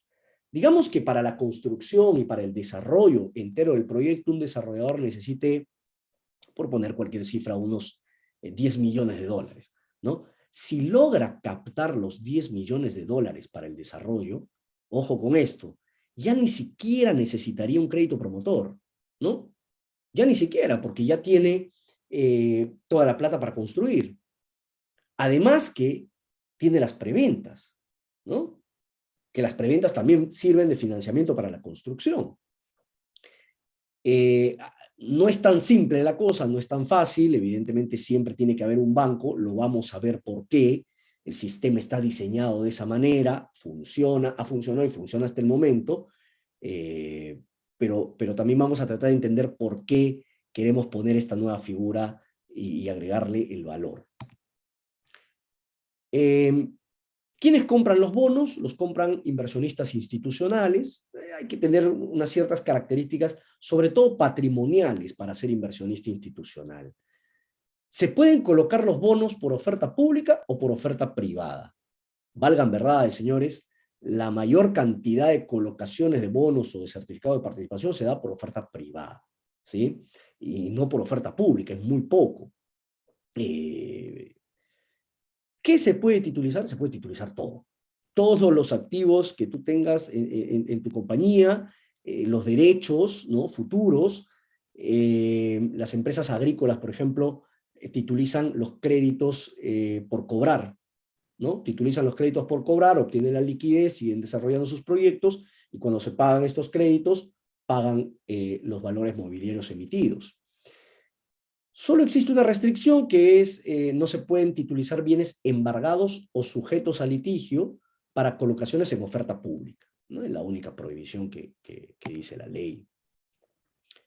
¿Cuáles son las ventajas del fideicomiso de titulización de activos? Primero, dinamiza el mercado. Las empresas pueden acceder a otras fuentes de financiamiento. No solamente puedo ir al banco, no solamente puedo sacar dinero del bolsillo, sino que tengo la posibilidad de ir al mercado de valores. Esto genera crecimiento en los negocios, porque mientras más capital para invertir, más posibilidad o de generar nuevos negocios o de aumentar mis ventas o aumentar mi negocio, repotenciarlo. Los inversionistas Eso es por el lado del originador, de la empresa, pero por el lado de los inversionistas también hay un beneficio, ¿no? Amplías tu cartera de inversión. Yo, inversionista, podría poner mi dinero en una cuenta a plazo fijo que me paga 2% al año, quizás 2,5%, no sé si estoy exagerando. Puedo colocar mi dinero en un fondo mutuo y asumir los riesgos del mercado, ¿no? O puedo colocar mi dinero en fideicomiso de titulización de activos para desarrollo de proyectos inmobiliarios, ¿no? ¿Cuánto te puede estar pagando? Depende también del riesgo país, depende del riesgo de la compañía. He visto algunos fideicomisos que te están pagando 5,5 hasta 6%, quizás más, ¿no? Sería cuestión de analizar un poquito el mercado. Otorga mayor liquidez al mercado, convirtiendo estos activos ilíquidos en activos líquidos, o los activos de baja rotación en activos líquidos, y sobre todo incentiva el desarrollo de nuevos proyectos. ¿Qué ha pasado ahora último? No solamente es la modalidad en la que yo compro un terreno, pido el crédito promotor y construyo mi edificio de viviendas. También se usaba mucho, y se sigue usando, la asociación en participación, ¿no?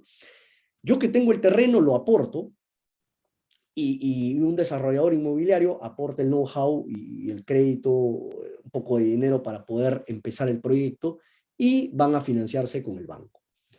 Esto ha sido muy usado, y ahora último han habido serios problemas.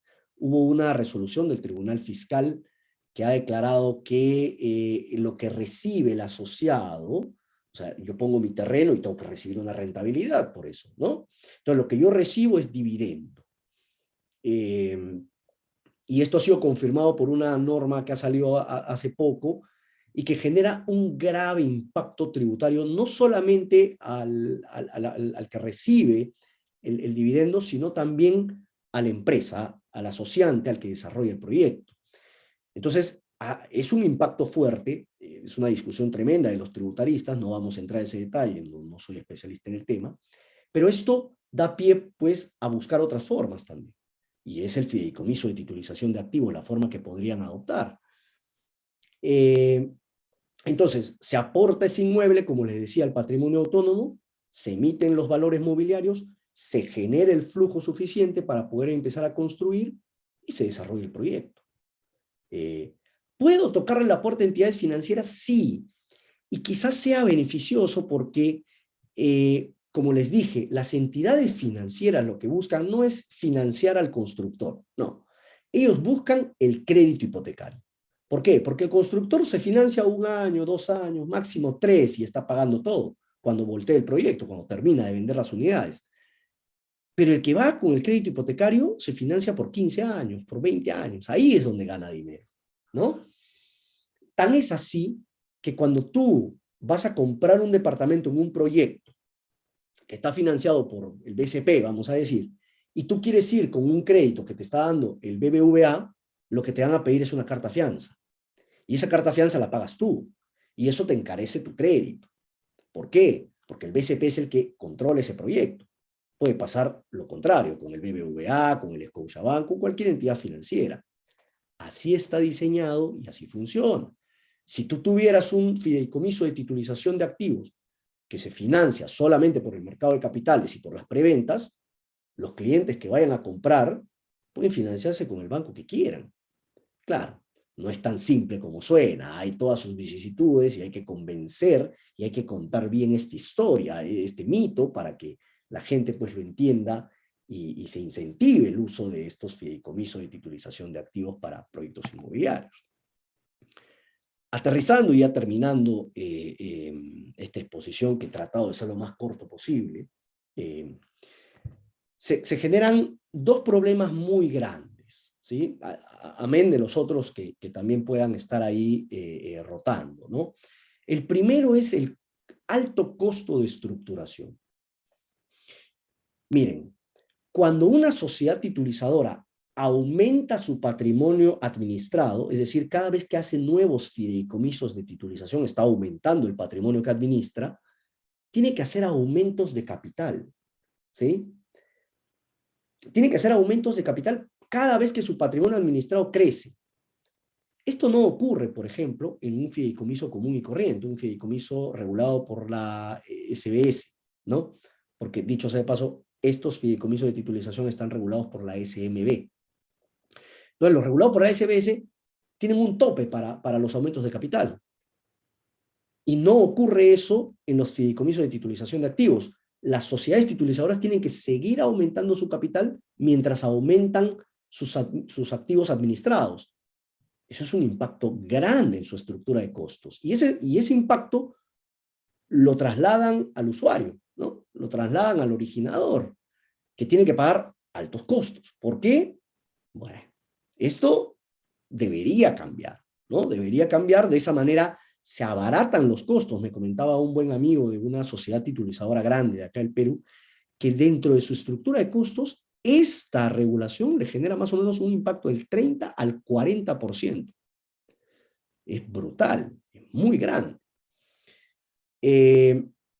Luego el asunto con las empresas del sistema financiero, como les digo, ¿no? Siempre tiene que haber una empresa del sistema financiero detrás de cada proyecto. Si no hay, muchas personas no confían en el proyecto, los mismos bancos te van a subir las tasas, no te van a prestar a una tasa del 8%, te van a subir a 12%, porque dicen ellos que tienen que asumir más riesgo. No sé qué riesgo podrían asumir si los activos están titulizados y hay un contrato de un acto constitutivo de la titulización que dice cómo va a funcionar todo, ¿no? Y por último, es un esquema relativamente sofisticado, que falta mucho difundir, y estos foros nos sirven a todos para poder difundirlo, para poder aclarar dudas. Nosotros en el estudio hemos estructurado un fideicomiso de titulización de activos exclusivamente para el desarrollo inmobiliario. Colateral, el desarrollo inmobiliario, se trata de bienes raíces, ¿no? Pero es uno de los pocos, me decía el gerente general de esta titulizadora, que quizás es uno de los pocos, o el único quizás, fideicomiso de titulización de activos para desarrollo inmobiliario puro y duro, ¿no? Deben existir algunos más, pero son lo menos. Y esto es lo que tratamos de incentivar en el mercado. Entonces, retos y oportunidades. El reto es dinamizar el sector, sobre todo en la coyuntura que tenemos, ¿no? El encarecimiento de los créditos nos obliga a buscar nuevas alternativas de financiamiento. ¿Y por qué no? ¿Por qué no recurrir al mercado de valores? Espero haber sido explícito en mis apreciaciones, y los que tengan alguna pregunta, por favor, la plantean libremente. Nosotros los tres vamos a estar dispuestos a responderlas. No sé, Melissa, Abigail, cómo marchamos con esto. Y si no hay preguntas, hacemos un breve resumen cada uno de los temas y cerramos el foro. Sí, claro, por supuesto. Bueno, por el momento no tenemos preguntas del público, pero encantados de tener el cierre de con sus opiniones y con sus conclusiones sobre esta charla, ¿no? A mí me pareció muy interesante. De hecho, todo el desarrollo del evento, yo les agradezco muchísimo a ustedes por la invitación, y les agradezco mucho a Juan y a David. Solo quiero cerrar el tema con algunos pequeños detalles, ¿no?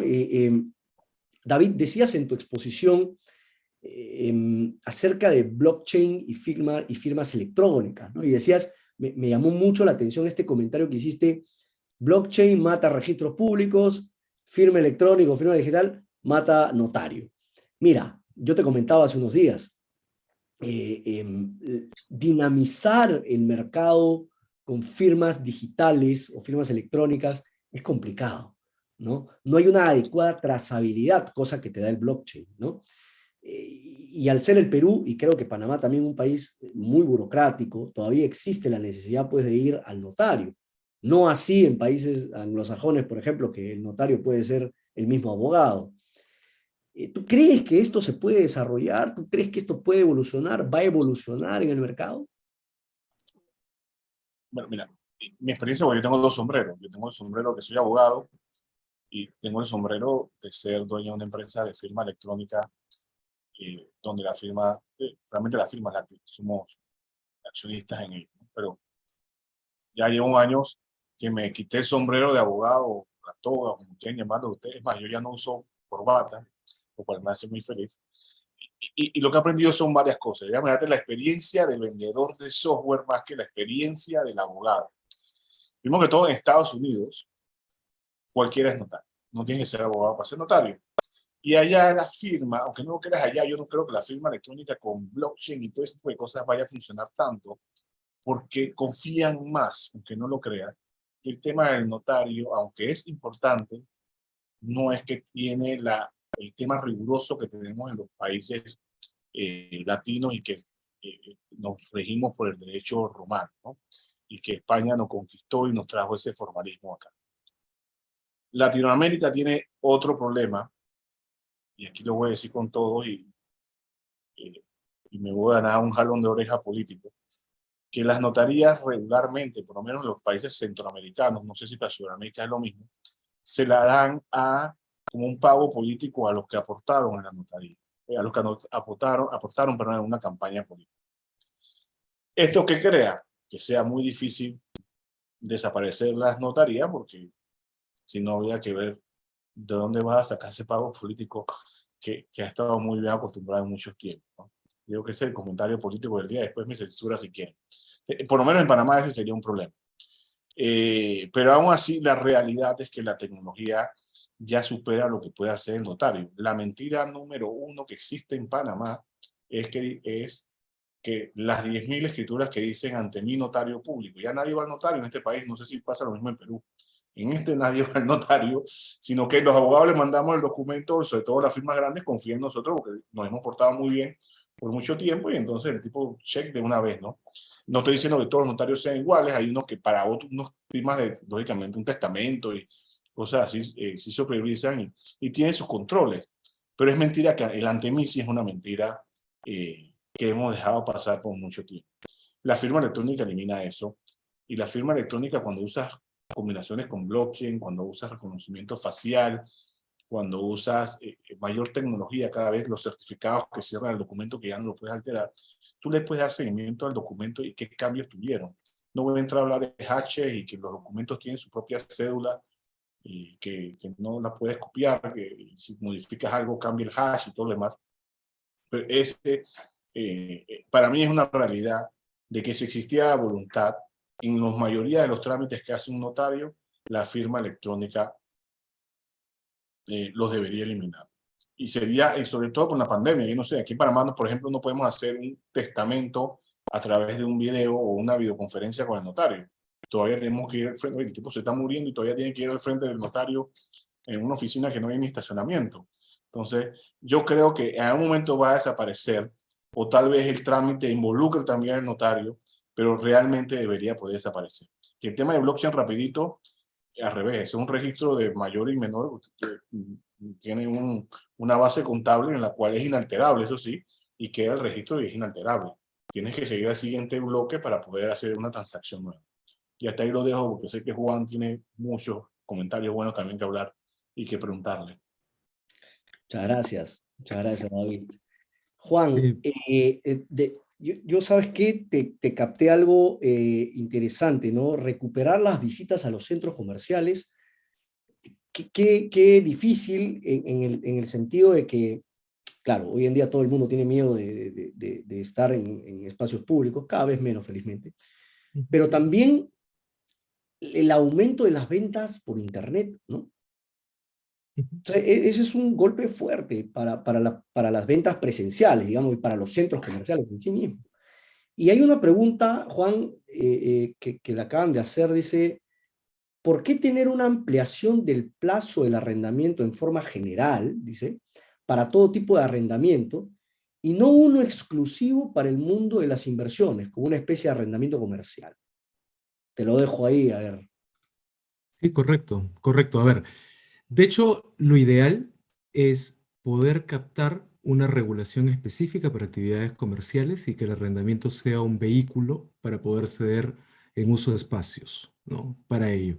Tal y como sucede en Colombia, tal y como sucede en Uruguay, que tienen regulaciones específicas de arrendamientos con uso comercial. Sería ideal, de hecho, es digamos, súper importante. En el 2002 se presentó un proyecto con esta línea. De hecho, lo presentó, si mal no recuerdo, el Grupo Parlamentario de Alianza para el Progreso. Se discutió en comisiones, lamentablemente no tuvo apoyo como para aprobarse y llevarse a pleno, pero sí, definitivamente es un vehículo súper, o sea, sería un vehículo súper interesante que permitiría diferenciar el arrendamiento, digamos, específico para vivienda como el arrendamiento comercial. Y eso ayudaría mucho a la, digamos, al mejor manejo de los contratos inmobiliarios para el sector comercio, que es lo que se necesitaría. Hasta que eso se logre, porque, para ser sinceros, de hecho, esa discusión va a tomar todavía algunos años más, y más aún, si hablamos de formalizar y regular un contrato de centros comerciales, esa discusión vamos a tenerla durante años. Lo cierto es que no se presenta como una mala opción preliminar el extender el plazo del contrato de arrendamiento establecido en el Código Civil. Total, a la larga, son las partes quienes definen cuál es el plazo al que van a fijar su relación contractual. Bien, sin embargo, sí considero que el establecer una regulación de un arrendamiento comercial sería idóneo, porque permitiría no solo regular este tema del plazo, que termina siendo solo una de las aristas, sino también cuáles son las prestaciones y las prestaciones que van a acompañar a cada una de las partes durante el desarrollo. Ya hemos visto, por ejemplo, en los centros comerciales, esto no solamente es una cesión en uso, ¿no? También hay una suma de obligaciones por el lado de los centros comerciales. No solamente es un propietario que otorga un espacio, sino tiene una suma de obligaciones, entre ellas generar el flujo, tener una adecuada promoción, una adecuada publicidad, administrar adecuadamente los gastos del centro comercial. Entonces, como veremos, hay una suma de factores que sí deberían llevar a tener una regulación específica, y ojalá que podamos llevar esta discusión a los órganos públicos, sea el Congreso o en algún momento, para poder lograr ese objetivo, ¿no? Sería súper interesante. Hay una, hay una pregunta, afirmación acá que dice, y la voy a leer, creo que David, quizás tú y yo podemos contestarla o conversar por eso. Dice, las firmas digitales dependen del tipo de contrato. En el caso de contratos de arriendo, por ejemplo, entiendo que se requiere firma física para que aplique la ley del desalojo. Ahora voy a comentar acerca de eso. Que solicita que el contrato sea notarial, el mismo concepto para temas tributarios ante SUNAT que cuestiona documentos firmados de manera privada. Y claro, es cierto. Ahora, el desalojo, incluso el desalojo express, el desalojo notarial, ¿no? Que se quiere impulsar acá en Perú para darle celeridad al tema de desalojo que hasta hace un tiempo y hasta hoy te toman 4, 5, 6 años desalojar a un inquilino moroso eh, por la burocracia y lo lento del Poder Judicial. Entonces, claro, te pide el Estado, a su vez, más burocracia, que se firme de manera manuscrita, que no solamente se firme de manera manuscrita, sino que el notario legalice la firma. Y claro, lo que sucede acá es que esto cambiaría, corrígeme David, si tenemos un esquema mucho más amigable de este blockchain, ¿no? Donde tú puedas tener esa trazabilidad que te permite o que te pide la realidad. Te voy a poner un ejemplo. En el Perú tenemos una firma digital autorizada, ¿no? Tú vas a una entidad, esa entidad te vende la firma digital, en el estudio todos los abogados acá la tenemos, y cuando yo firmo un documento, no hay duda, o no debería haber duda, de que ese documento está firmado por Ángelo Rivera. Eso le da, en el Perú le llamamos certeza. ¿Para qué yo tengo que ir al notario si ya tengo certeza por un mecanismo técnico autorizado? Es mi manera de pensar. Yo creo que nos falta mucho sobre todo en Perú, para evolucionar en ese sentido. No sé, David, ¿tú qué opinas? Bueno, en Panamá el contrato de arrendamiento podría firmarlo con una firma electrónica simple. Ojo, yo sé que usted tiene 4 tipos de firmas. La que acabas de decirme tú, que de la entidad que tiene un certificado, acá se llama calificada, esa lo bueno que tiene que se presume que cumplió todas las características y es válida. que pasa es que no es escalable, por lo menos la que hay en Panamá no es escalable, porque es a través de un carnet. Cada vez estamos firmando más cosas en teléfono que en la misma computadora.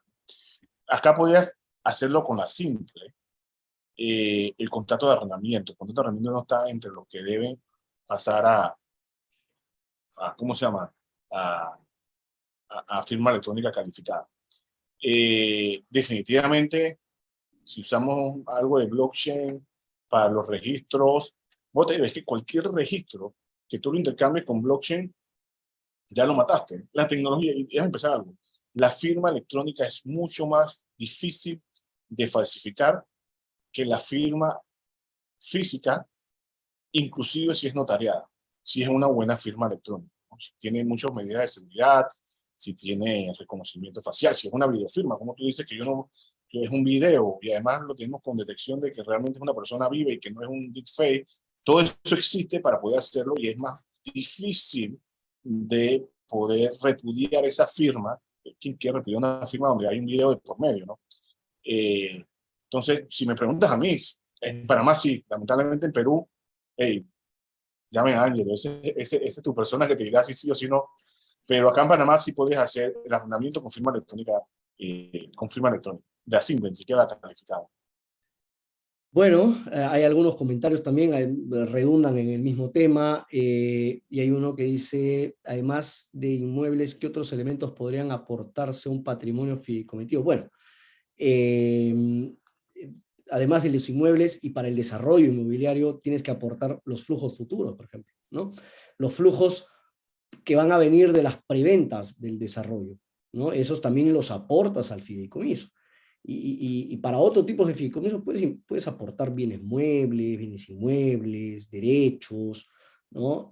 Como les comentaba, por ejemplo, en el sector agrícola se aporta los créditos, ¿no? Que son flujos futuros, que son derechos de crédito, ¿no? Los aportan, titulizan, sacan los bonos, compran los bonos, y cuando se pagan esos créditos, pagan a los inversionistas. ¿Verdad? Se puede titulizar de todo. No hay una prohibición muy fuerte en este tema. Bueno, no sé si alguien quiere hacer alguna otra precisión, por ahí que estamos ya cerrando el evento. Muchísimas gracias, Melissa, Abigail, muchas gracias, Alexet, por la invitación. Muchas gracias, David, Juan, brillante.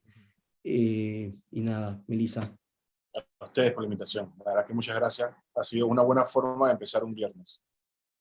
De acuerdo, sí, Muchísimas gracias. gracias a todos los que se quedaron conectados con nosotros. Igualmente yo quiero agradecer a los panelistas por sus interesantes comentarios, sus interesantes intervenciones y sus charlas. Están, bueno, todos los que estuvieron conectados desde el inicio, así que ha estado muy buena. Y nada, solo quería mencionarles que este es el mes de nuestro aniversario.